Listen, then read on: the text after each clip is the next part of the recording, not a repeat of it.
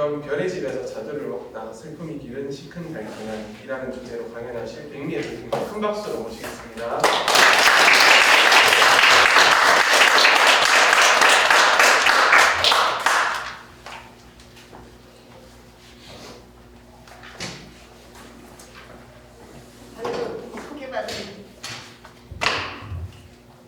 소개받은 백미애 시인입니다. 오늘 저는 원래 화가거든요. 미술대학에서 공부를 했고 대구가톨릭대학교 벌써 정년퇴임을 한지 지금 7년, 이제 8년째 접어듭니다. 그래서 주로 이제 화단에서 활동을 이렇게 좀 했습니다. 이렇게 문학 강연에 초대를 받아서 제 작품에 대해서 얘기하는 기회는 그렇게 흔치 않는데 이렇게 초대해 주셔서 여러분과 이렇게 인사도 나누게 되고 그런데 글쎄 어떤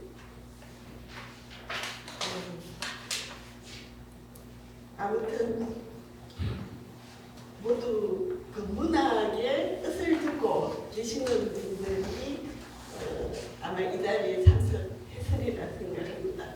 그래서 도움이 좀 돼야 될 텐데 내심 걱정을 하고 있습니다.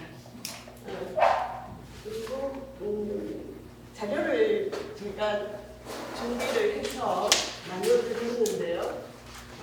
거기 보면 저는 그동안 그 시와 그림을 같이 해왔기 때문에 시 속에 그림이 들어가고 그림 속에 시가 들어가고 그렇습니다.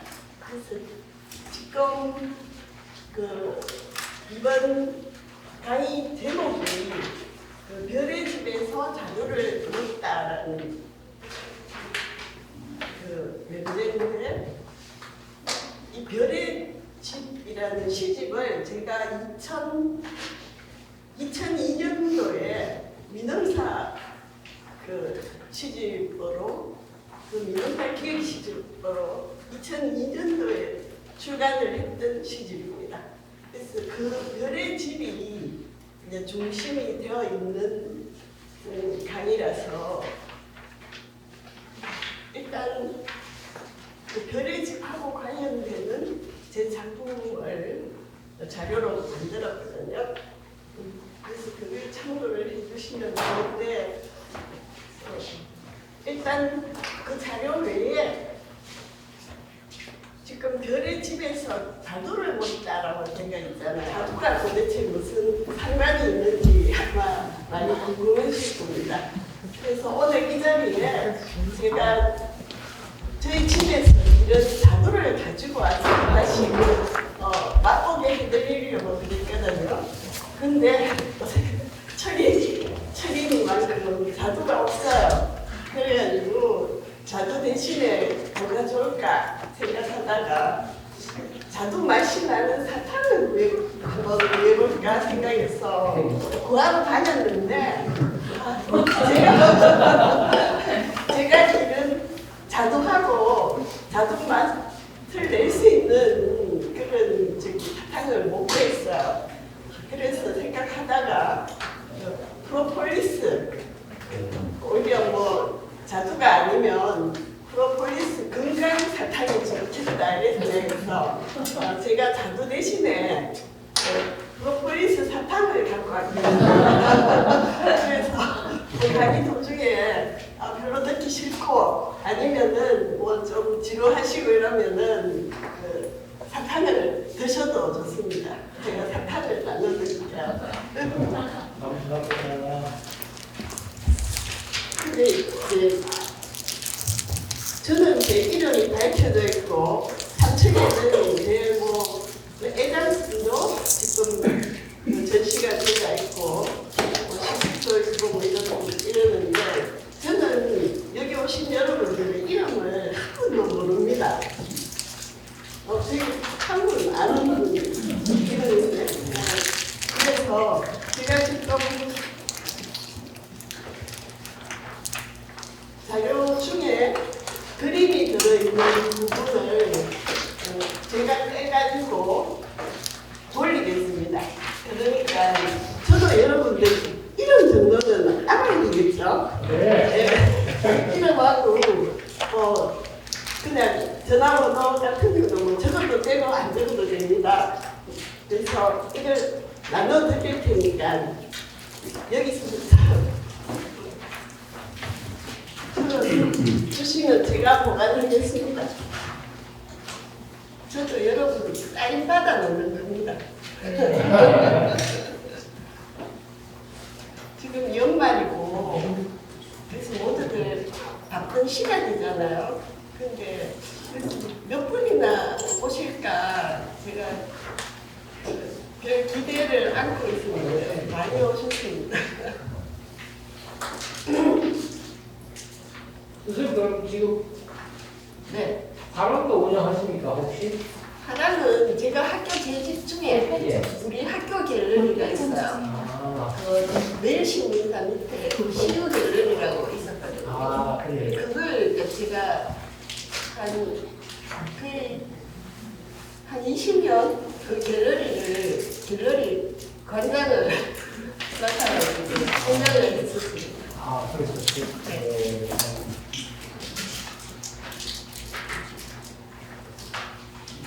그리고 학교에 미술관도 있거든요.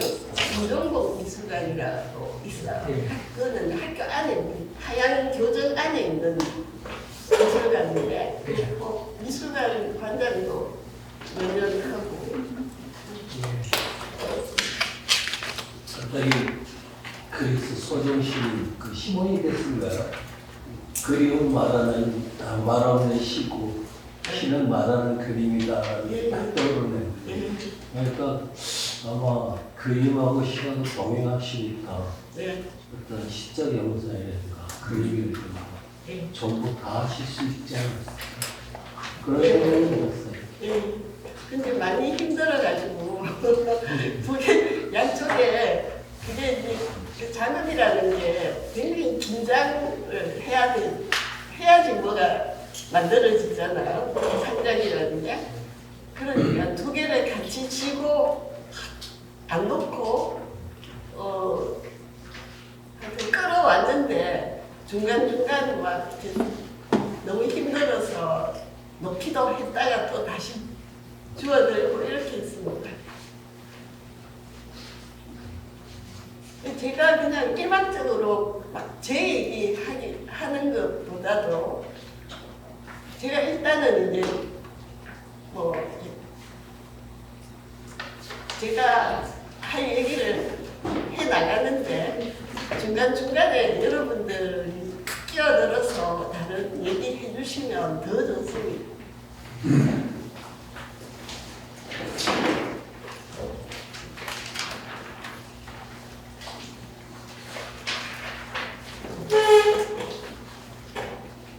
그리고 학원으로서는 학교 선생님 하실 때부터 오랫동안 대학까지 전공하셔서 이제 하셨고 그죠? 네. 이제는 그 시쪽으로 이제 좀 많이 이제 하시면 되죠? 아니요. 시하고 그림하고 저는 처음부터 고등학교 때부터 같이 했어요. 지금 힘드시다니까 이제 이제는 많이 그림 쪽에서 체력도 떨어지고 그림 쪽에 내려놓고 요즘 시쪽으로 많이 이제 하시는 모양이냐?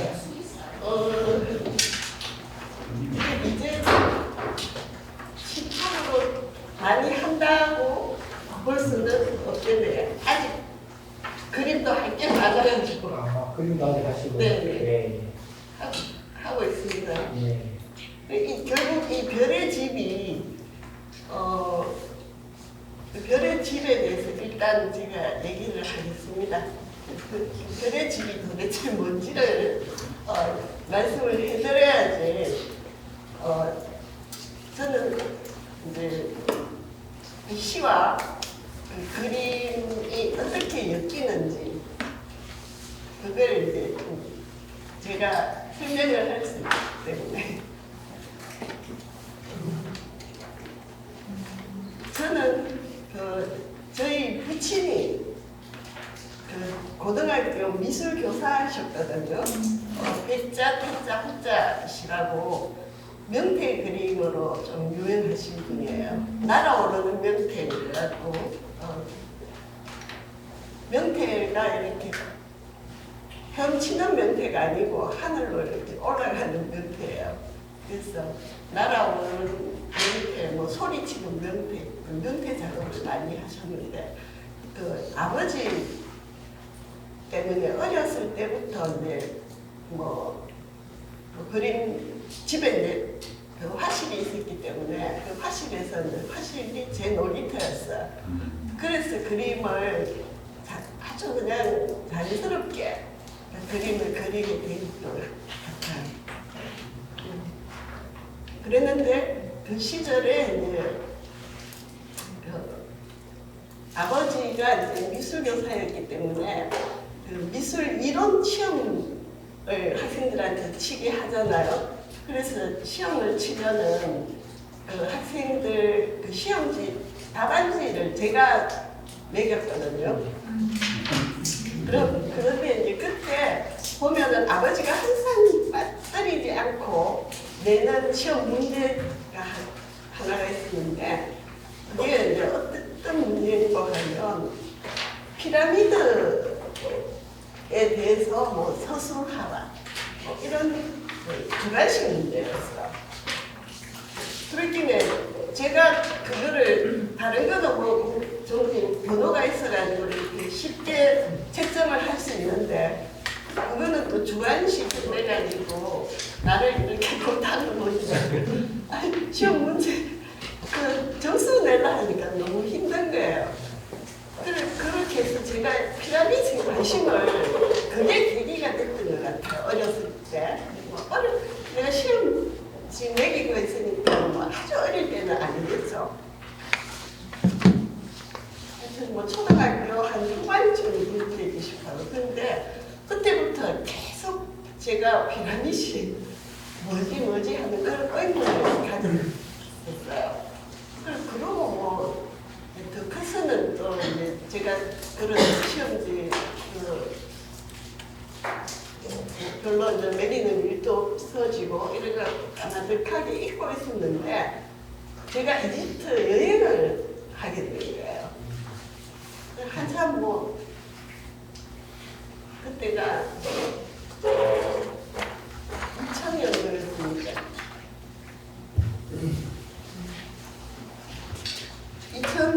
2000년도였으니까 그때 이집트 여행이 자유롭지는 않았거든요. 그런데 어쩌지 해갖고 이집트 여행을 갔는데 그 이집트 피라미드 있는 그 기자를 간 거예요. 뭐 아산 댐을 건너고 막 배도 타고 뭐 비행기도 타고 이렇게 해가지고 그래 가서 그 피라미드를 보니까 너무 감격스러운 거예요. 그때 그래 어렸을 때 피라미드 도대체 뭐지 이런 꿈을 갖고 있었고 의문을 갖고 있었고 이제 그걸 현실로 이렇게 보니까 그 사막 한가운데 굉장히 장대하거든요. 피라미드 혹시 이집트 가서 보신 분 계세요? 네. 보신 분 계세요? 그때도 파리에서 직항 없어서 파리에서 갔죠. 그래서 영유지가. 예, 배 타고 뭐 비행기 또 몇 번 갈아타고 이래갖고 어렵게 갔던 기억이야. 그런데 이제 그 피라미드를 갔는데 그 대피라미드 안에 이제 들어갈 수가 있더라고요. 그래서 그 피라미드를 기어가지고 이제 그 통로가 아주 통로가 높지 않아갖고 기어갖고 들어가야 되잖아요.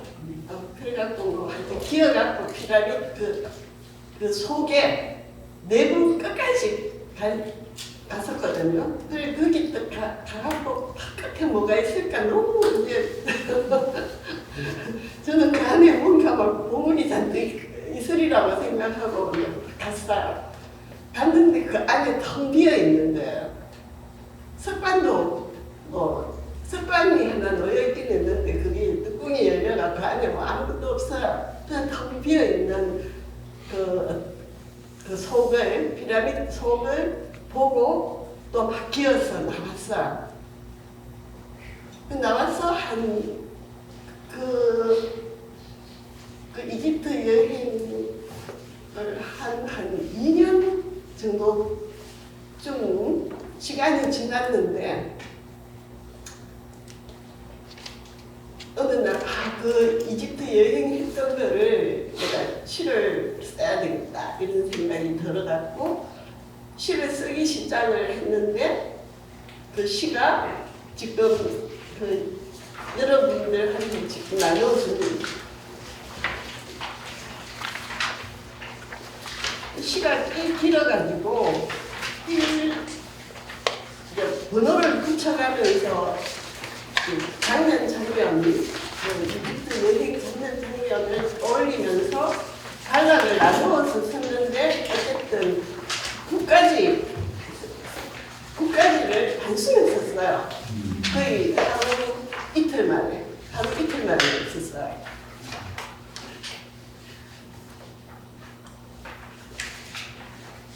썼는데 이 시를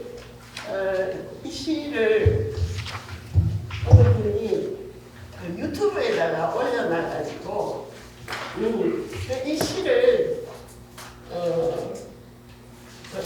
이 시를 쓰고 나서 제가 이제 시집을 내게 됐는데 그 시집 이름을 별의 집이라고 시집 이름은 별의 집인데 그게 제 3번째 시집이에요. 그 전에 이제 시집 2번 나오고 3번째 시집이 지금 그 시집 내고 그 뒤로 시집을 못 냈거든요.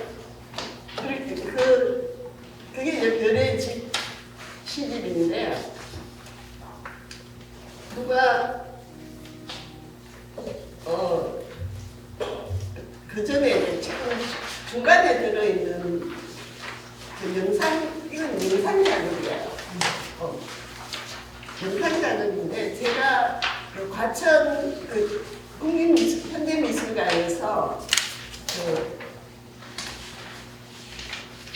그 하나의 기획전이었는데 거기 제가 이제 작품을 의뢰를 받았는데 그때는 한참 설치 작업 같은 것도 이제 작가들이 아주 실험성 있게 그 설치 작업 많이 할 때였거든요. 그래서 설치 작업으로 저를 초대를 한 거예요. 그래서 제가 설치 작업을 해야 됐는데 별의 집으로 이 시 갖고 설치 작업을 하자 해가지고 그 설치 작업 시를 그냥 쭉 이제 내가 직접 낭송을 하고 그 뒤에 이제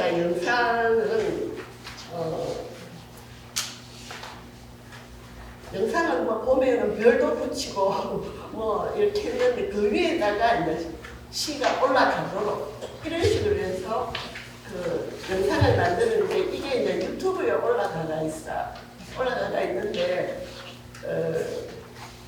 일단은 이 시가 지금 있으니까 제 젊은 시절의 목소리도 여러분들한테 한번 들려줄 겸 시를 같이 한번 읽어요.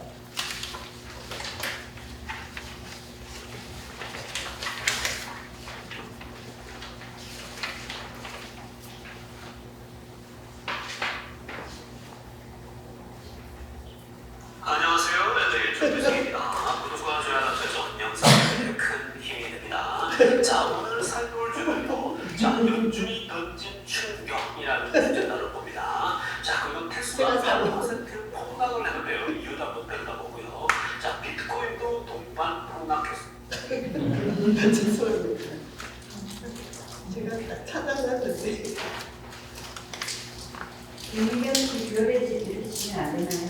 아니 이제 됐어요. 다 갔어요.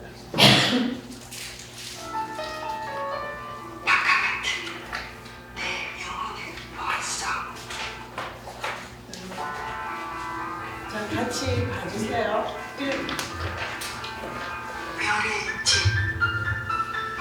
이집트에서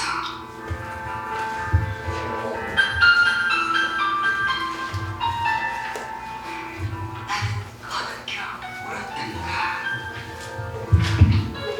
골목에 그문에 장례인가.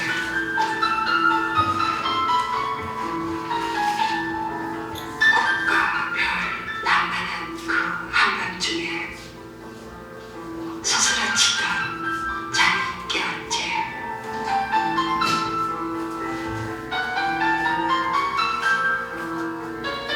한 번은 또 흰 빛의 다발 바카 같은 내 영혼을 보았어. 이틀에 쌓인 잠이 방안을 보유하며 오래 맴돌았네. 너는 내 잠과 꿈에 수수께끼.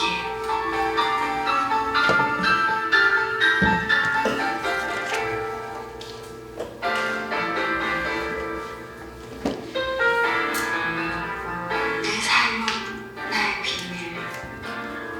알렉산드리아 박물관에서 한 유인을 보낸 클레오파트라. 갖가지 장신과 향수병으로 자신의 여성스러움 화사하게 드러낼 줄 알았던 여자.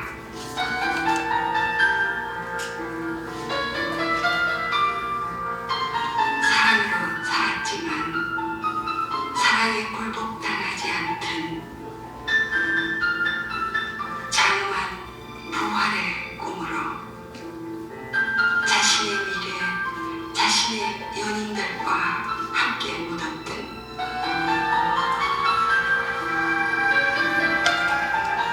알렉산드리아에 와서 다시 설명되어지는 그녀를. 그러나 나는 여전히 해독할 수 없다.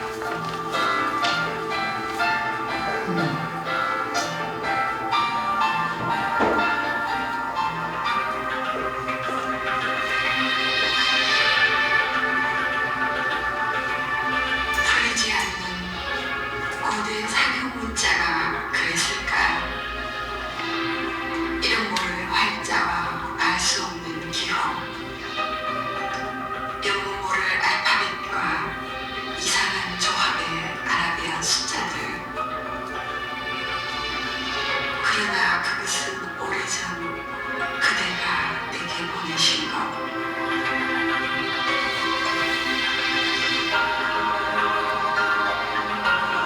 산골짜기 아래로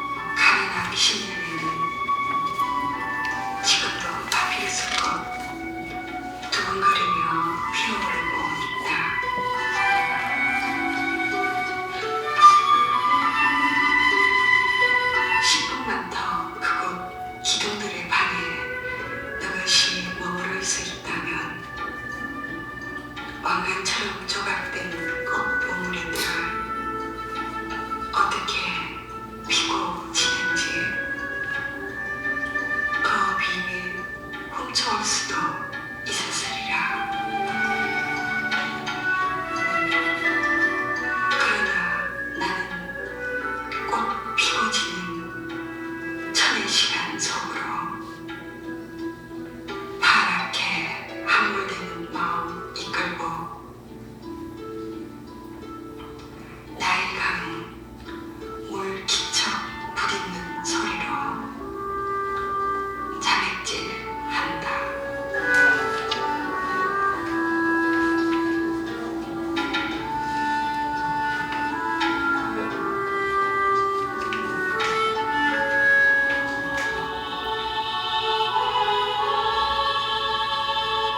나일강 크루즈가 이어지는 동안 나는 가파네에서 밀란 쿤데라의 소설 향수를 읽는다. 소설을 통해 그의 삶도 비로소 완성되는 것일까? 마지막 페이지를 덮고 나니 사막쪽에서 불어오는 더운 바람이 미세한 모래알갱이들 강물 속에 후루룩 떨구고 지나간다.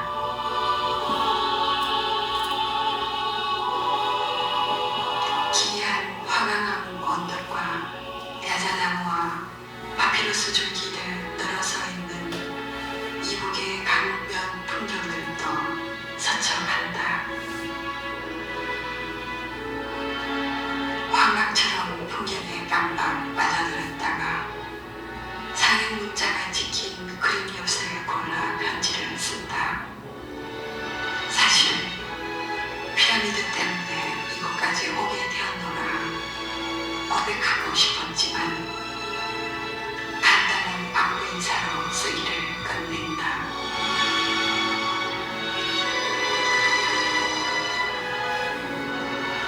이집트 여행을 계획하면서부터 별자리 오리온에 관심을 기울이곤 했다. 사가불타리로 대각을 이룬 오리온을 우뚝한 후 겨울 밤하늘을 제압하고 있었고 특히 오리온의 허리에 띠처럼 점점이 박혀있는 세 개의 별은 기자에 있는 피라미드 배열과 꼭 닮아있다는 말을 들었기 때문이다.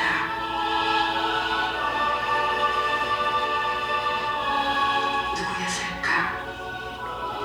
하늘의 별들 지상의 꽃처럼 땅에 심는고 처음으로 가졌던 그이는 소슬 불멸과 망각과 향수를 써낸 그도 어쩌면 몸속에 피라미드 하나를 품고 사는 사람일지도 모른다.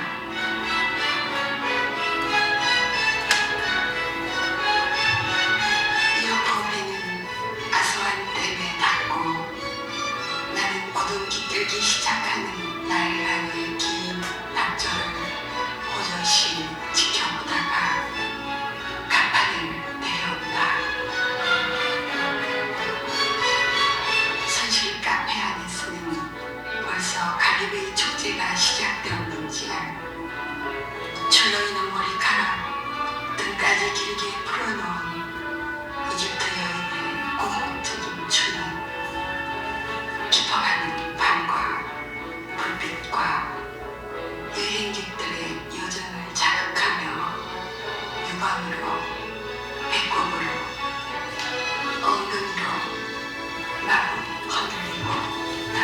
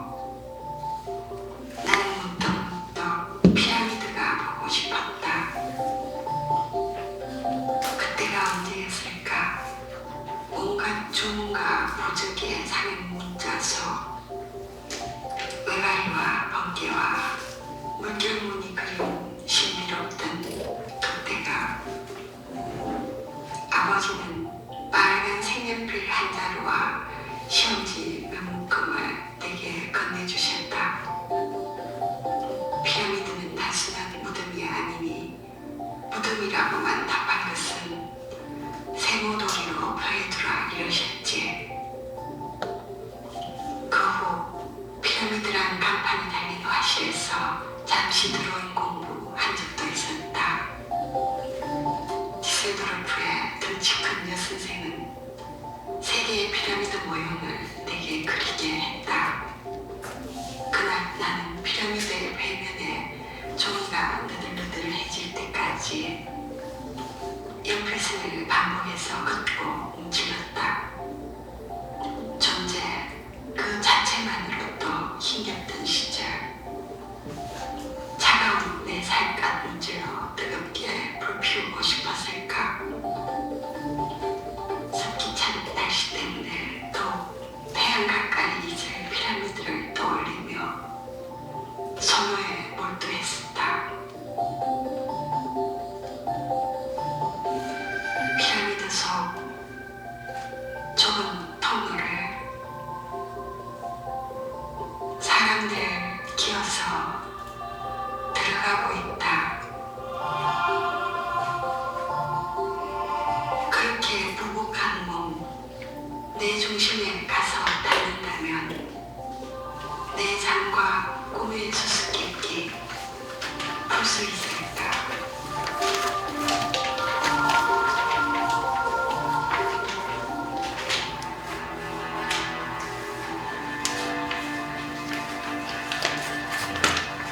마지막 한 계단을 남겨놓고 애원하던 그림자가 내게 물었다. 그 안에 나도 들어가 있지? 당혹한 내가 두둥거리다가 침묵하다가 대답한다. 아니, 없어. 그곳은 아예 중심에 텅 빈 석관이 하나 놓여있을 뿐. 몸이 없는데 그림자는 애당초 자리 마련이 안 된. 그래서 들어갈 수도 없는 꽃과 별의 집인걸. 그런데 내 속은 왜 또 처음부터 텅 비어있을까? 그 헛빛 필린 다시 꺼내 살펴보지만 안과 밖 그 어디에도 남의 부품 내 몸 지켜있지 않다.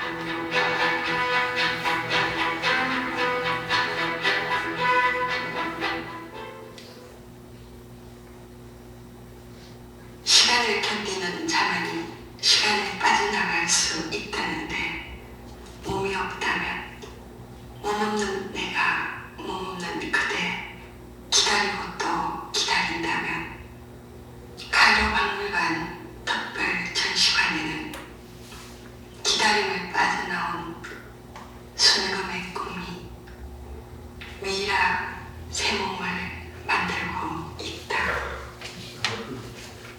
어떤 그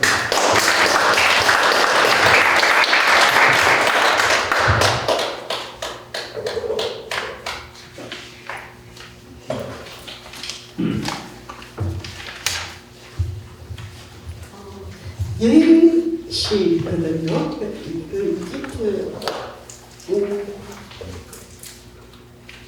제목은 별의 집으로 발표를 했는데 제가 부제를 이집트에서 나온 여행시라고 붙였어요. 어떻게 어떤 분이셨어요?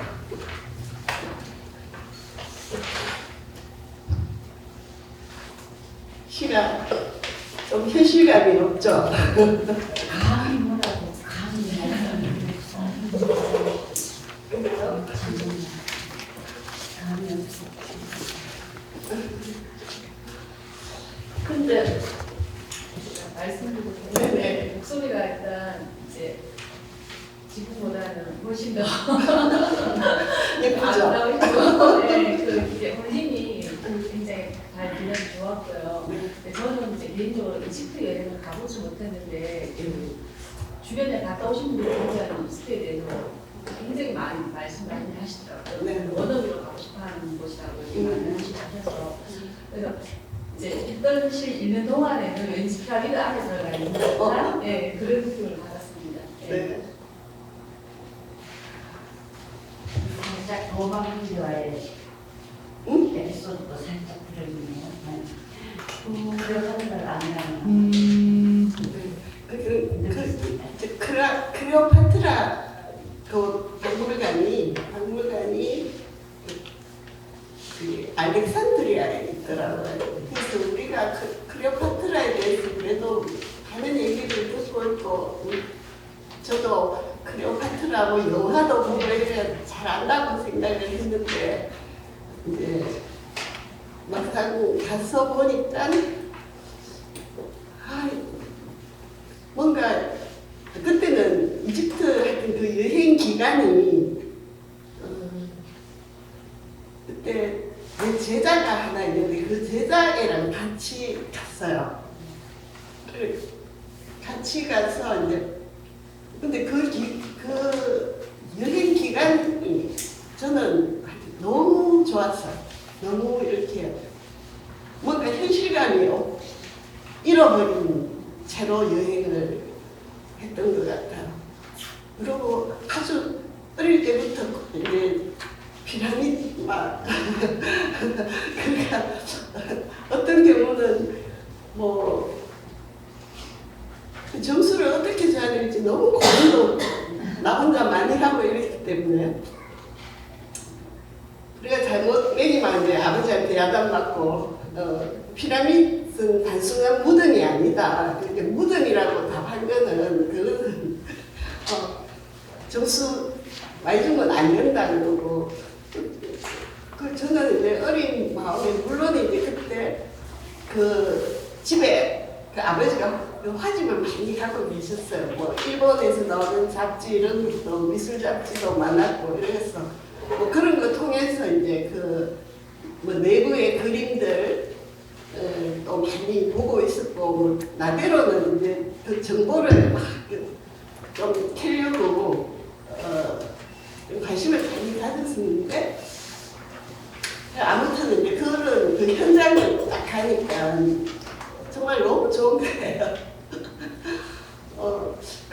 그러면서 이제 그 피라미드는 아마 그 무덤이지만 그 조형 그 형태 자체가 그 3000년도 넘었잖아요. 그 시절에 어떻게 이렇게 조형적으로 이렇게 완벽한 조형물을 너무 현대적이고 그렇잖아요. 그래서 이렇게 지었을까 그것도 싶고 그러고 근데 거기 기자에는 피라미드이 같이 모여가 3개가 있는데 그 3개의 그 위치가 그 오리온 별자리에서 따갖고 와서 그렇게 지었더라고요. 그리고 그것도 너무 신기하고 그 시절에 옛날에 어떻게 이렇게 지었는지 하여튼 뭐 생각하면 생각할수록 너무 신비하고 그래갖고 굉장히 하여튼 이집트가 여행지에 뭐 하여튼 정말 이집트를 보고 터키로 넘어갔는데 터키가 하나도 볼 게 없더라고요. 그만큼 이집트가 강력했어요. 꼭 이집트 여행 꼭 가보세요. 별의님 이 시도 여러분들이 다 읽으셨기 때문에 좀 특별한 어떤 시각을 잡고 감상을 하며 여행을 하면 참 좋을 거예요. 완전 하나의 신비한 꿈속을 이렇게 한 바퀴 도는 느낌. 그랬었어요. 그러니까 그 이집트에 대한 그 별의 집이 결국은 이제 피라미드이 별의 집인 거예요. 제시에서 별의 집은 피라미드를 이제 상징하고 있는데, 그러고 나서 제가 이 시 이후에 뭔가 마음에 드는 시를 못 썼어요. 못 써서 물론 뭐 중간중간 시를 썼지만 시집을 묶을 이렇게 마음이 안 들었거든요. 그러면서 제가 이제 학교가 한양이니까 그 한양 그 뒤쪽 와천 쪽에 좀 아주 싼 땅이 있었어요. 그 과수원이라 하는데 가보이 막 콩을 막 심어놨거든요. 그거를 이제 구입을 해가지고 여기다가 내 작업실이지만은 저는 여기다가 피라미드를 짓는다고 생각했어요. 그래서 이제 이 시집 내고 그 별의 집을 짓기까지 한 4년이 걸렸네요. 그 4년 뒤에 그 와천 그 팔공산 동쪽 저희 끝자락이거든요. 거기다가 이제 집을 짓는데 내 마음은 삼각형으로 피라미드 모양으로 짓고 싶었지만 그래 지으려면 돈도 많이 들어. 건축은 해보면은 집 같은 거 지어보면은 문 한 짝도 규격에서 좀 벗어나갔고 좀 다르게 어떤 내 감각으로 이렇게 비틀어갖고 지으려면은 몇 배가 들거든요. 그래가지고 돈도 없고 막 이래 도저히 이제 삼각형은 포기하고 그냥 이제 노출 콘크리트로 해가지고 그다음에 사각형 2개를 이렇게 해서 붙였어요. 그러니까 완전히 뭐 피라미드는 못 지었어요. 완전히 이제 돈이 안 돼가지고 그래 지을 수가 없더라고요. 그래서 그래도 못 짓고 그래 해놓고 이제 그 작업실 이름을 별의 집이라고 붙였어요. 그래서 그 별의 집을 짓고 지금까지 거기서 살고 있어요. 별의 집에서 제가 살고 있거든요. 작업실인데 한쪽은 이제 사각형 2개를 붙였는데 한쪽은 이제 작업실로 아주 넓어요. 하고 하나는 이제 방 하나 넣고 뭐 주방 하나 넣고 이런 식으로 그냥 다만하게 사각형 해가 만나가지고 이제 그래서 뭐 자고 먹고 할 수 있도록 하고 뭐 그런 식으로 해서 이제 별의 집을 지었거든요. 그래서 지어놓고 이제 그 다음 이제 자두 얘기를 할게요. 그냥 제 얘기 그대로 하는 거예요. 그 자두 이제 그렇게 하고 이제 그냥 처음에는 이제 그 공간만 사실 우리가 자기 공간을 갖는다는 거는 너무 꿈이잖아요. 너무 좋잖아요. 그래서 처음에는 그냥 건물만으로도 너무 만족해갖고 제가 막 하여튼 너무 좋아했는데 한참 좀 살다가 보니까 둘러보니까 물론 산으로 둘러싸여져 있어가지고 뭐 사철 자연의 변화도 느낄 수 있고 이렇지만은 너무 마감도 안 갖고 뭐 너무 좀 그렇지 삭막하다 싶었었는데 거기다가 이제 자두나무를 심었어요. 한참 뒤에 자두나무를 심고 이제 심으면서 이제 자두 밭에, 자두나무 밭에 그 계집도 하나 이렇게 지어가지고 그때 보면 저는 개를 별로 안 키워봤었거든요. 근데 이제 처음으로 이제 아주 그 제자가 또 자기 집에 기르는 개가 이제 새끼 났다고 금방 뭐 한 달도 안 된 개를 선생님 한번 키워보시라고 갖다 줬어요. 그래가지고 아 잘됐다고 해가 이제 반려견을 이제 하나 이제 키우기 시작했어요. 근데 자두나무가 심고 이제 그 강아지 이름이 별망이에요. 그 별의 집을 이제 지키라고 별망이 이름이 별망이에요. 그래서 이제 얘를 거의 13년을 길렀죠. 그래 이제 13년을 길렀는데 이번 봄에 별망이가 죽었어요. 그 뭐 심장 사상충 걸려가지고 왜냐하면 계속 자두밭에다가 뒀더니 그 벌레가 침범을 했나봐요. 그 사상충이. 그래가지고 얘를 그만 잃은 거예요. 이번 봄에. 그래가지고 그 이제 반려견을 이제 길러보신 분들은 다 아시겠지만은 그 상실감이 너무 크더라고요. 그래갖고 이제 어쨌든 그 별망이를 자두나무 밑에 묻었어요. 묻어갖고 이제 제대로는 이제 묻으면 그래도 좀 예쁘게 꾸며준다고 이 수선화도 막 신고 이래가지고 이제 그 자두나무 밑에 이제 별망이 무덤을 만들었는데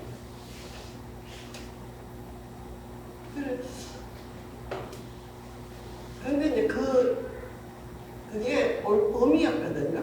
올 봄이었는데 봄이 되기 직전 전이었어요. 그래서 땅 막 파니까는 얼어갖고 땅이 잘 안 파지고 이랬는데 하여튼 그걸 묻고 그랬는데 이제 원래 자두가 6월에 수확을 하거든요. 자두 종류가 한 12가지쯤 되더라고요. 자두. 이게 저도 전혀 그렇게 과일 나무를 안 키워봤는데 어째 심어갖고 저는 이제 자두 농사를 지으면서 자두가 그렇게 맛있는 과일인지 처음 알았어요. 그냥 막 달면서 또 시큰하고 뭐 하여튼 맛이 아주 오묘하더라고요. 자두 맛이. 근데 자두를 먹으니까 다른 사과도 싱거워서 못 먹겠더라고요. 그래가지고 이게 자두도 또 종류가 많으니까 제가 심은 자두는 훈사라는 자두인데 그렇게 맛있더라고요. 근데 이 자두 그 별망이를 묻었던 뭐 부근에 나무가 특별히 더 맛있는 거예요. 그래 너무 맛있고 그래갖고 사실 이제 농사를 이제 그 농사에 익숙하지 않는 사람들이 이제 기농을 해갖고 뭐 나무 심으려면 진짜 고생하거든요. 뭐 할 일이 뭐 한두 가지가 아니에요. 사실 자두 과일은 농약을 안 치면 이렇게 맺히지를 않아요. 안에 보면 다 썩어요. 그래서 농약 계속 쳐줘야 되고 2주에 한 번씩 농약 쳐줘야 되고 그런데 농약을 저는 이제 그런 거 치기 싫어가지고 막 줄여서 이제 한 번씩 치고 뭐 이렇게 했어요. 그래갖고 이제 그 자두를 먹는데 죽었던 별망이가 먹는 생각이 나고 별망이가 땅속으로 아무래도 이제 그거들은 다 했을 거 아니에요. 그 별만이가 키운 것 같아요. 그 자두를 너무 맛있어가지고. 그래서 이제 자두 먹은 그거를 제가 별의 집 이후에는 시를 써놓고 마음에 드는 시가 잘 없는 거예요. 그리고 그러면서 나는 그 별의 집에서 아직 계속 여기서 못 벗어났다는 생각도 들고 그 지금까지 살고 있으니까 그 집에서 뭐 그런 생각도 들고 그랬는데 이번 여름에 별말이하고 이제 자두하고 이렇게 연결시킨 장식을 하나 썼어요. 그리고 그것도 아주 이제 쉽게 썼는데 그래 그러면 다음 시집은 이거다. 자두. 이렇게 자두가 사실 뭐 그 자두 그 열매 속에 보면은 너무나 많은 그 노력과 뭐 수고와 뭐 이런 것들이 들어가가 결국 과일 하나가 연물잖아요. 그런 부분도 한 번쯤은 제가 한번 시로 시의 소리로 사용을 한번 해보고 싶고 뭐 이래가지고 이제 그 자두랑 별망이랑 이렇게 제목을 해서 이제 시를 하나 썼는데 근데 그때 쓸 때는 괜찮았는데 그 뒤로 또 보일 때 또 별로예요. 그래갖고 이제 제 원래 생각은 이 별의 집하고 그 자두랑 별망이랑 요시도 하나 같이 내가 뽑으려고 했는데 아직 그거는 안 되겠더라고요. 그래서 제가 그냥 이거는 그냥 일단 얘기하면서 뭔가 발동 걸리면 다시 한번 써야 되겠다 이런 생각을 하고 있거든요. 그래서 어째 생각하면 이런 기회가 오히려 내가 그거 계속해서 별의 집에서 그때는 내가 처음 이제 생각할 때는 별의 집은 떼고 이제 반려견하고 그 자두나무하고 그 농사하고 뭐 이렇게 해갖고 엮어서 쓰려고 그랬는데 그게 아니고 이거는 이제 별의 집 속에 넣어야 되겠다 싶어요. 그렇게 하면은 새로운 뭐 시가 하나 만들어지지 않겠나 이렇게 지금 생각하고 있는데 그렇게 생각하게 된 거는 완전히 도서관에서 이 강의를 한번 뭘 정해 주지는 않았어요. 도서관에서 그냥 선생님 시 얘기 좀 해라고 하여튼 그렇게 얘기를 했었는데 이게 새로운 시를 써서 다음 시집을 뭔가 낼 수 있는 중요한 계기가 되지 않겠나 이렇게 생각해요. 여러분들 오히려 굉장히 감사해요. 들어주셔가지고.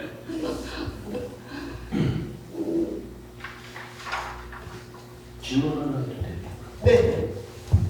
별의 집이라는데 일단은 뭐 스피릿 오브 스타스로 제목을 영문을 적으시면 그래서 별에 대한 어떤 뭐 정령이랄까 그런 생각들이 시에 이렇게 뚝뚝뚝 묻어나서 그들이 피라미드하고 어떻게 이렇게 연결되어져서 시가 써질 줄 알았어요.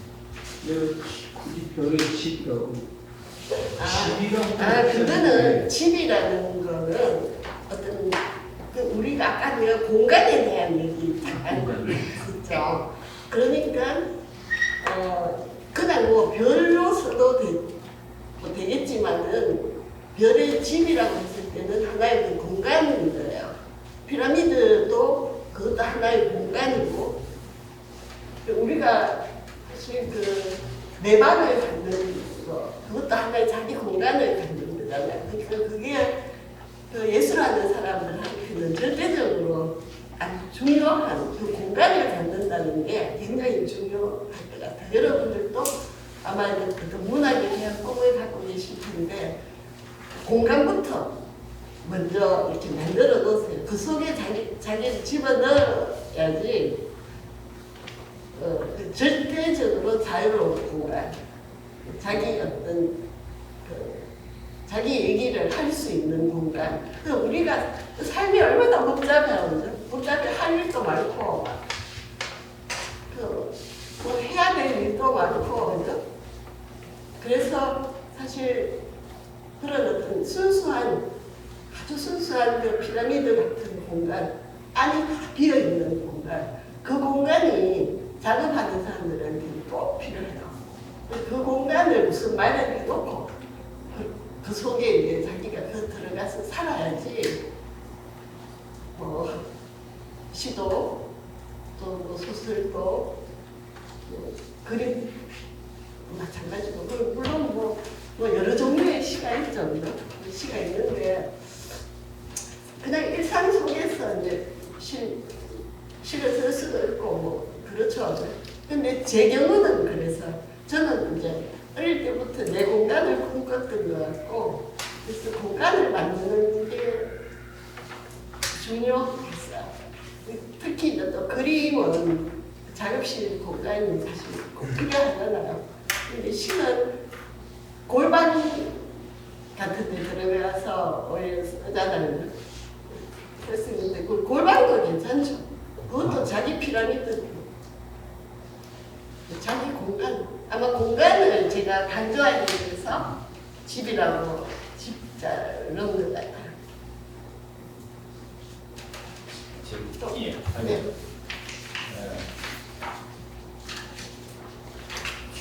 예, 제가 이제 이게 시를 이렇게 낭송하실 때 네.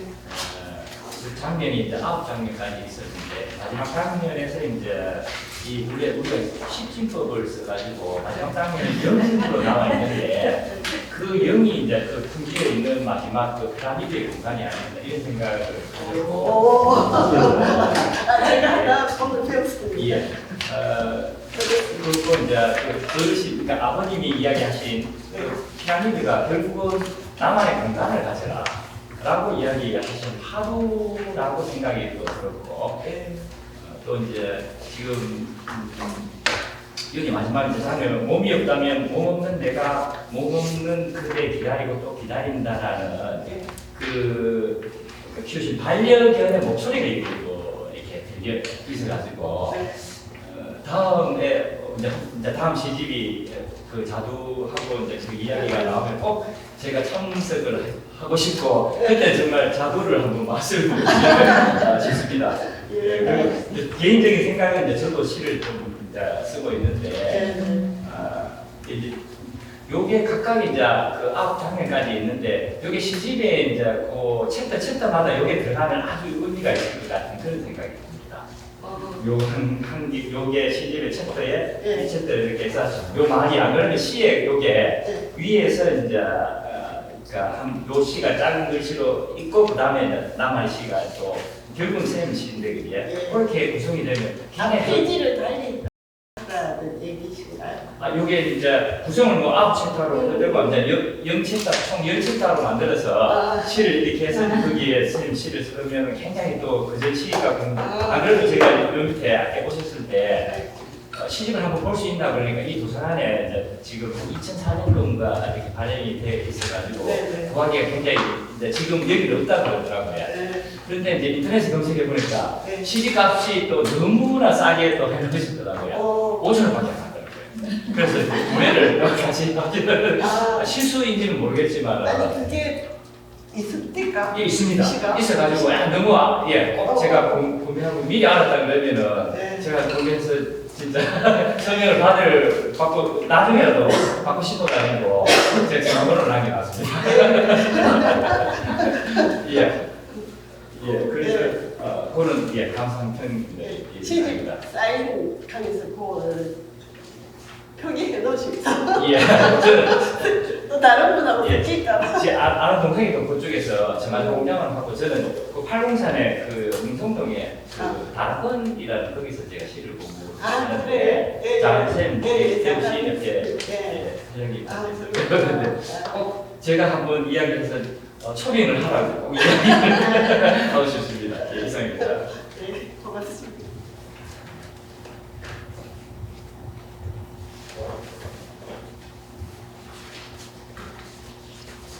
가장 인상적인 책들 제가 한번 5번 5번째 챕터 굉장히 장면이 인상적이었습니다. 요거는 순간에 이미지가 왔어요. 다섯 분이요? 예. 장면이 예. 이거는 어느 지금도 어느 전체를 다 알아듣지만 이 장면이 너무나 강렬한 장면. 네.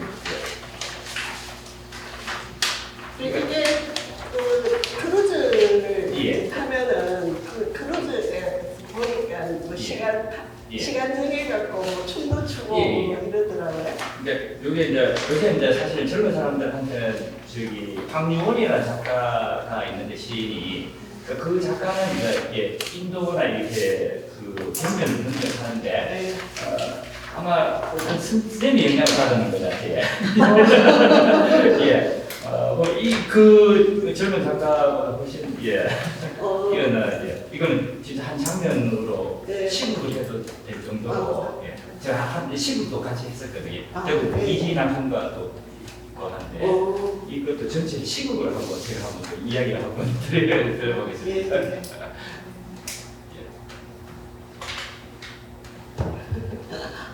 오히려 제가 좋은 얘기 됐습니다 지금.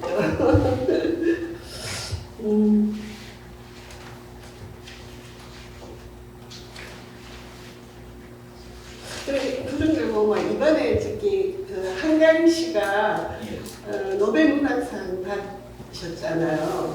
그래갖고 뭐 요즘 뭐 유튜브에 이분 얘기도 많이 나오고 뭐 본인이 이제 직접 얘기하는 그런 부분도 있고 뭐 이래갖고 이제 보다가 하니까 이런 얘기를 하더라고요. 과거가 현재를 도울 수 있는가, 죽음이 삶을 구원할 수 있는가, 뭐 이런 얘기, 뭐 이런 얘기 비슷한 얘기인 것 같아요. 하여튼 그런 얘기를 하는데, 그래 제가 그 얘기를 딱 들으니까 딱 꽂혀요. 그래서 생각해 보니까 제 경우를 이렇게 되씹어 보니까 그 자기 어떤 그 옛날 그 어렸을 때 그 어떤 정서라든가 그때 가졌던 강한 호기심 이런 것들 그런 것들은 굉장히 순수하게 강하잖아요. 그게 뭔지는 모르는데 자꾸 그 속으로 자꾸 휘말려 들으려고 하거든요.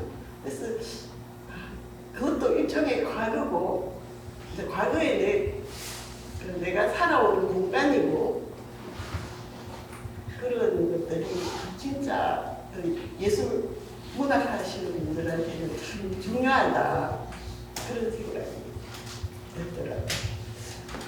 새벽 2시부터 일어나서 계속 이제 텅 비어 있다는 걸 계속 거의 한 2시간 정도 적었었거든요. 네. 텅 비어 있다. 근데 도서관에서 문자가 왔더라고요. 근데 와서 그냥 그러니까 제가 미리 등록하지는 않았는데 이제 와서 그때도 그러니까 오늘의 반대말은 뭔가 이런 걸 이제 계속 생각하면서 이제 오면서 이제 세입을 네. 예. 그러니까 어떻게 보면은 우리가 뭐 한 번 사는 삶인데 뭐 우리가 큰 돈을 써야 된다거나 이렇게 낭비를 하고 싶을 때 뭐 한 번 사는 삶인데 뭐 이거 뭐 저지르자 하고 막 저지르잖아요. 근데 그렇게 생각할 게 아니고 한 번 죽는 삶인데 그거를 앞에 딱 두니까 완전히 삶이 다르게 보여요. 그러면은 한 번 죽는 삶이니까 삶인데 날마다 내가 새로 사는 거예요. 날마다 새로 사는 거예요. 그래서 이거를 아유 한 번 사는 삶인데 뭐 해보지 뭐 이렇게 하는데 한 번 죽는 삶인데 이렇게 생각하면 그게 쉽게 자기 자신을 포기를 안 하게 되고 자기 어떤 열망이나 꿈이나 뭐 자기 일을 또다시 힘을 내가지고 열정을 실어가 또 할 수 있고 또 할 수 있는 거예요. 그래서 오늘 제 마지막 얘기를 뭘 해드리면서 끝낼까 이런 생각하면서 내가 한 번 사는 삶인데 라고 생각하지 말고 한 번 죽는 삶인데 이렇게 바꾸어서 생각하자. 그 얘기를 해야 되겠다 라고 생각을 했어요.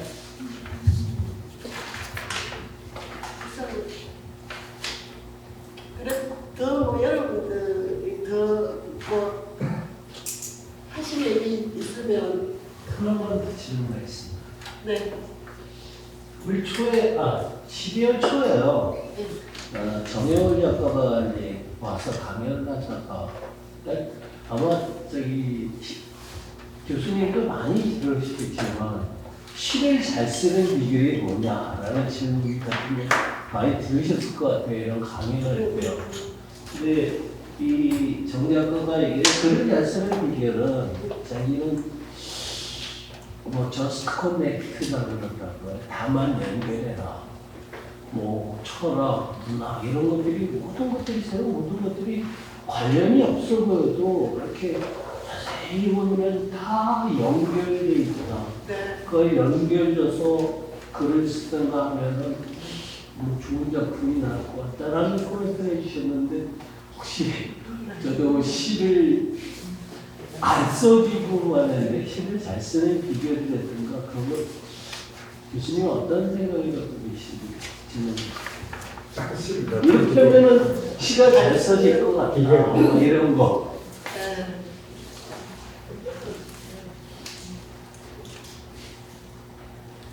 늘 어떤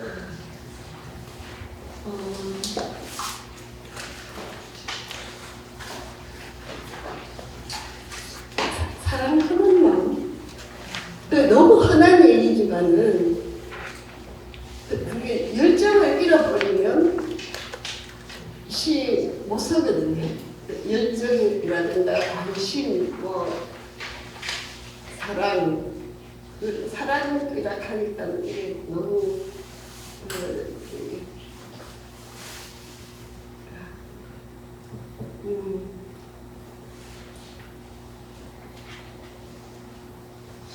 근데 어쨌든 저는 공간을 가지라는 거 그거 하고 그 공간 속에서 내가 따로 놀지 말라는 거. 그러니까는 그 별의 집도 그건 단순히 이걸 제가 피라미드를 그 여행하고 피라미드를 본 것만으로 끝내버렸으면 결국 이 시는 못 썼을 거거든요. 근데 이 시를 통해 가지고 내가 작업시를 지었거든. 내 삶이 시를 통과하면서 걸어갔다는 생각이 들거든요. 지금 생각하면은 그래도 난 내가 뭐 이것저것 뭐 후회되는 일도 많고 뭐 잘 살지 못한 것도 있고 뭐 이렇지만은 그래도 내가 이 길을 계속 해서 그 안 벗어나고 이쪽으로 계속 걸어왔다는 거. 제가 원래 72살이거든요. 72살인데 이 나이가 되니까 그래도 내가 원래 꿈꾸었던 어떤 내 길, 그 길로 그래도 계속 걷고 있구나, 있었구나, 됐다, 막 이런 생각이 들어요. 됐다, 막 이런 생각이 들어요.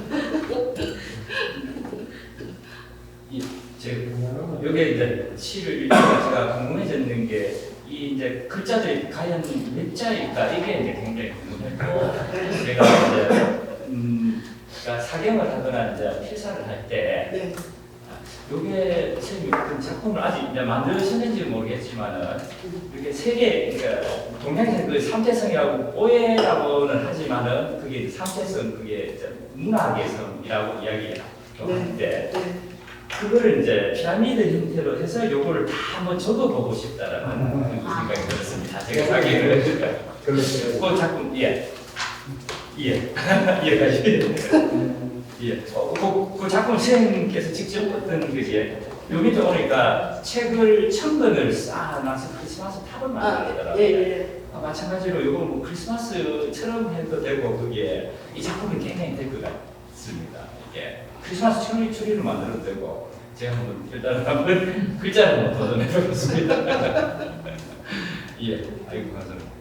피라미드 모양도 아니 이제 이게 이제 이미지신데 피라미드 세 개를 해서 이제 이걸 이제 다 이제 배치를 해서 쓰면은 이게 작품 쌤이 직접 하셔야 되고 저는 이제 한번 근데 적어보면 그게 배치가 나올 겁니다. 이게 안 그러면 크리스마스 추리를 안에 쫙 해서 뭐 크리스마스 피라미드 이렇게 해서 이제 필사를 하거든요. 원래 이제 그리고 피라미드를 한번 지어보려고 했는데 그 결국 제가 못했잖아요. 작업실. 그래 그걸로 이야기하는데 저는 피라미드가 결국은 이제 그 피라미드의 하나를 지었다고 보거든요. 두 개니까 피라미드를 지을 때 사각으로 육각으로 짓지 않습니까? 그게 피라미드에 한 칸을 옮겨왔, 두 칸을 옮겨왔다고 이렇게 생각하시면 될 것 같습니다. 그래서 저는 그렇게 생각합니다. 제가 한번 필사를 한번 해보죠. 원래 시집을 이렇게 받거나 하면은 필사해서 보내고 있지 않습니까? 그러니까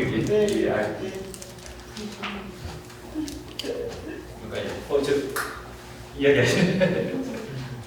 선생님, 네. 그림에 대해서는 선생님이 별로 없었는데 어렸을 때부터 이제 계속 접했고 그리신다는 네.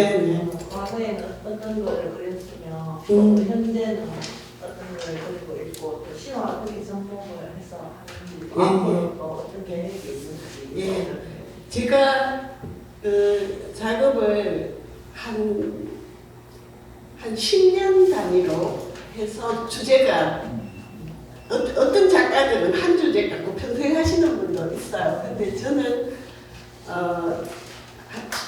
제가 이렇게 보면 10년 단위로 한 번씩 주제에 큰 변화가 왔던 것 같아요. 지금은 제가 별의 작업은 안 하거든요. 그 회화로는 안 하고 있거든요. 회화로는 일단 별의 집은 그냥 내가 사는 걸로 더 별의 집 갖고 시를 쓴다거나 그림을 그리지는 않아요. 요즘은 그리드 포에틱이라고 해갖고 그리드가 이제 수평과 수직이 만나는 알죠? 격자 시 해가지고 줄 거 갖고 부제를 달아요. 그러면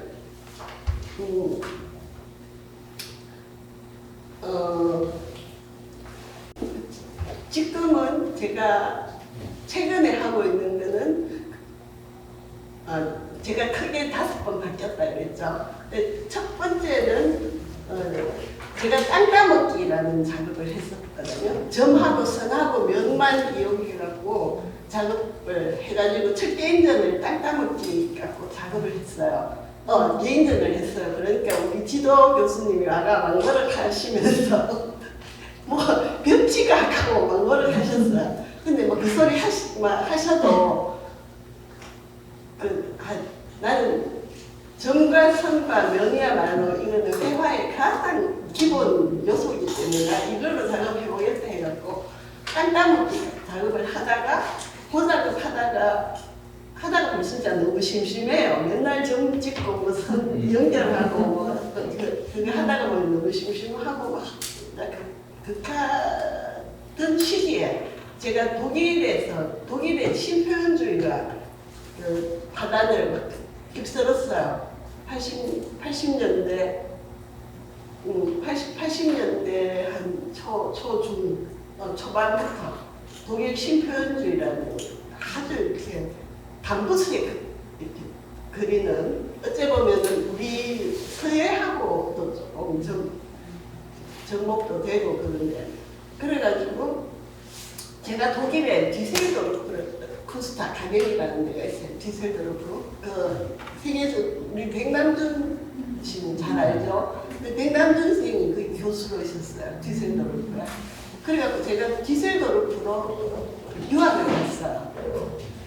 가가지고 거기서 이제 약간 전마치도 섞고 이렇게 하다가 막 그 신표현주의 막 마음대로 너무 기분 좋아가지고 그러니까 이제 독일에서 작업하기 시작한 신표현주의 형식으로 해서 제가 국내에 들어와갖고 미궁의 시간이라는 걸로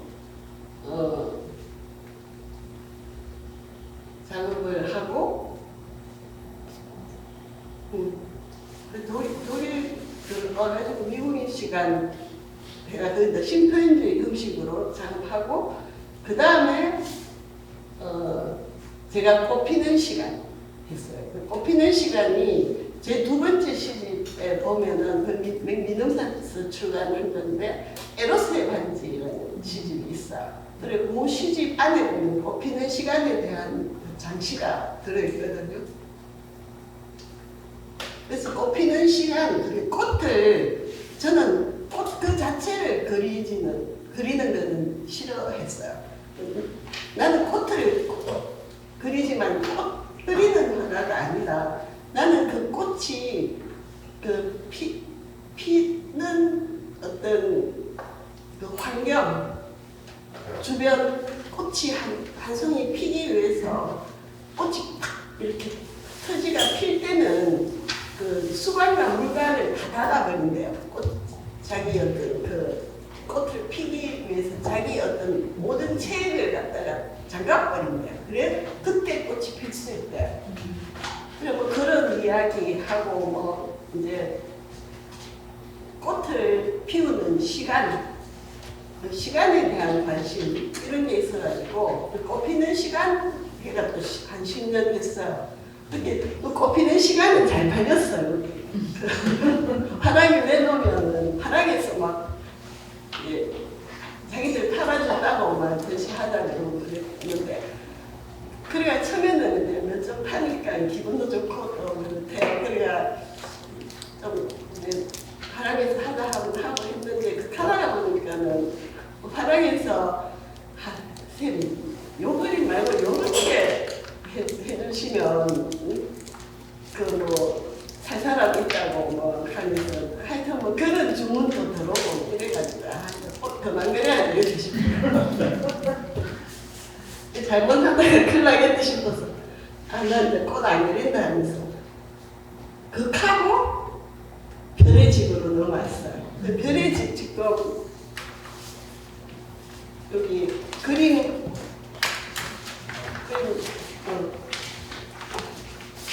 지금 이 그림 그 완전 그 꽃 그림은 그 꽃 형체가 들어가거든요. 근데 형체를 꽃 형체를 다 버리고 꽃을 하늘로 딱 던지니까 이제 별이 된 거예요. 그래서 이 별의 집으로 해가지고 이런 작업을 했어요. 이 작품은 이 작품들은 전부 굉장히 커요. 아주 크고 이제 그 독일에서 이제 신표현주의 작업할 때 그 부칠 같은 거 이런 것도 한국적인 그런 것도 담고 이것하고 별 시리즈도 이 작업하고 또 뭐 천사 지금 전시회하는 그 라키비움 홀에 가보면 제 그림 갖고 시계 시계 만들고 있어요. 네, 그거 보면 이제 뭐 천사도 있고 뭐뭐지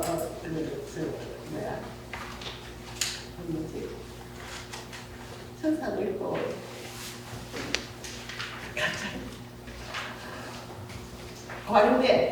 광대도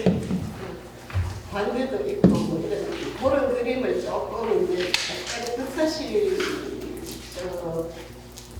한 그것도 이제 별의 집의 일종이었어요. 그때 그 시기에는 또 제가 막그 암이 걸려갖고 항암 치료를 받았어요. 그래서 그 시기에 그렸던 천사 그림도 있는데 그걸 이제 시계도 만들고 이랬거든요. 학교에서 만들고 하면 바깥에서 손님 오면 귀빈들 오시면 선물로 좀 사용하게 됐고 그래갖고 만든 시계인데 그 시계도 저 지금 전시해 놨어요. 그것도 이제 별의 집으로 제목이 붙어 있거든요. 별의 했고 그리고 별의 집 다음에 이제 작업하는 게 지금 한 10년 지금 넘어가죠. 그리드 포에틱이라고 그거는 제가 시집을 다 잘라가지고 그 별의 집 이후에 제가 시집을 아직까지 안 냈다 그랬잖아요. 그러니까 예전에는 제 시집을 복사를 좀 하려고 시를 그 시라는 그 정서가 얼마나 엄청대가 있어요, 그죠? 여러분 열심히 쓰시는 분 많으시니까 엄청되어 있는 그 정서를 전부 제가 칼로 다 잘랐어요. 잘라가지고 그걸 확 섞어가 캔버스에 붙였어요. 그 선으로 쫙 붙이가 시집을 오브제로 사용하는 거죠. 그런 것도 있고 또 어떤 경우는 시집 그 자체를 그대로 붙이기도 하고 그리고 뭐 다른 어떤 뭐 제가 의미가 있는 그런 어떤 특별한 물건 같은 거 있으면 만년필 같은 것도 같이 붙이고 오브제 실제적으로 붙이고 그런 작업인데 그런 식으로 쭉 해오다가 식기도 한 줄씩 빼가지고 이제 그 프린트를 해서 그거를 오려서 이제 캔버스에 붙이기도 하고 뭐 아주 이제 그런 식으로 자유롭게 하고 있는데 지금 최근에는 그리드 포에틱 해갖고 줄 꺼서 아버지의 명대라고 잘 하고 있어요. 근데 지금 고전시는 그 그림은 지금 신천역 있는 공원에 보면은 올 가을에 그 권정호 미술관이라고 살인 미술관으로는 완전히 이제 1급 미술관인데 아마 대구에서 미술관들 작은 있지만 아마 1급 인가를 받은 거는 아마 보기가 처음일 거예요. 권정호 미술관이라고 있는데 거기 지금 전시를 하고 있어요. 그리드 포에틱 아버지의 명태. 이렇게 아버지의 명태 중에 이제 일부를 재구성해서 이제 그 그리드하고 함께 작업을 하고 있어요. 그 작업을 지금 좀 더 계속 해야 될 것 같아요. 그래서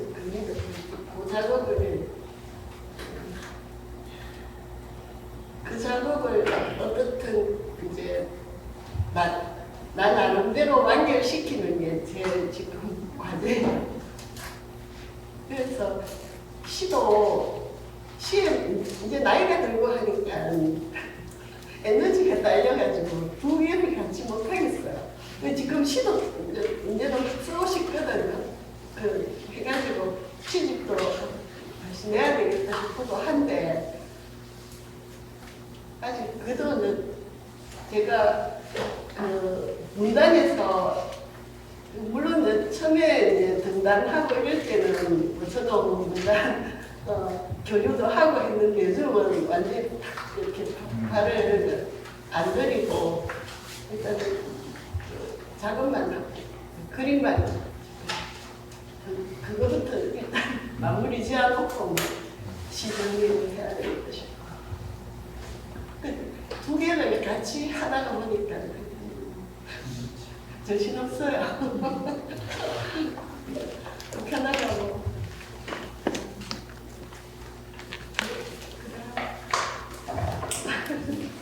시간이 됐네요. 그러면 뭐 그만할까요? 제가 마지막으로 드릴 말씀은 아까 했죠. 한번 죽는다 우리는. 그러니까 날마다 태어나자. 죽기까지 수많은 하루들이 남았잖아요. 하루하루를 다시 태어나서 사는 걸로. 그래 하면 뭐 그래도 최선을 다해서 죽음을 완성해 나갈 수 있지 않겠어요? 그만할까요?